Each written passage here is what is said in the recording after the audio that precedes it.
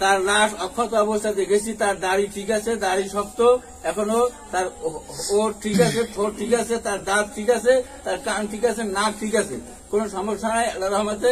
আমার আব্বা সারসিনা দাদা হুজুর রহমাতুল্লাহ মুরিদ ছিলেন এবং বর্তমান মরহুম শাহ মোহাম্মদ মুহিবুল্লাহ রহমাতুল্লাহ সারসিনা দরবার শরীফের মরহুম পীর সাহেব হুজুরের একজন মুরিদ ছিলেন, একনিষ্ঠ মুরিদ।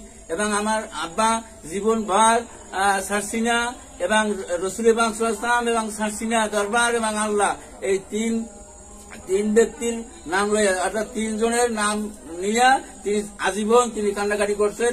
তিনি সারসিনার গোলাম ছিলেন এবং রসুল ইসলামের গোলাম ছিলেন। তিনি আর কবরে যে অবস্থায় রেখেছি সেই অবস্থায় আছে। আপনারা আমার আব্বার জন্য সকলে দোয়া করবেন ইনশাআল্লাহ। এবং উনি চাকরি জীবন অতিবাহিত করেছেন চাকরি করেছেন মির্জাগঞ্জ এরিয়া আলিম মাদ্রাসায় সহকারী মৌলভী হিসাবে তিনি চাকরি করতেন।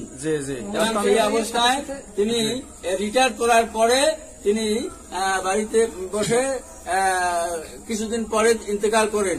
এবং তিনি সবচেয়ে বড় কথা হইল সারসিনা একনিষ্ঠ তিনি একজন গোলাম ছিলেন এবং মুরিদ ছিলেন। সারসিনার আজীবন সারসিনার তরিকা এবং সারসিনার সিলসিলার এই সবকাজে আদায় করিয়া তিনি দুনিয়া থেকে বিদায় হয়ে গিয়েছেন।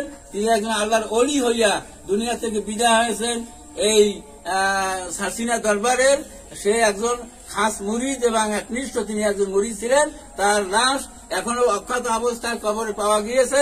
আমি তার দাড়ি টেনে দেখেছি, দাড়ি যে অবস্থায় আছে, তার নাক এবং ওঠ, ঠোঁট এবং দাঁত এবং তার কান, তার কপাল এবং বুক এবং বুকের যে লোম ছিল, বুকের লোমগুলো এখন চিনাইতেছে।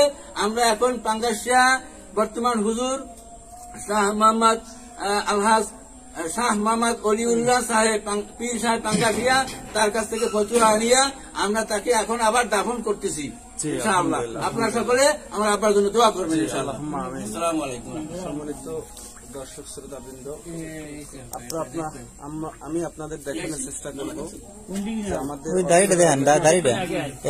পটুয়াখালী জেলার মির্জাগঞ্জ উপজেলার 2 নং মির্জাগঞ্জ ইউনিয়নের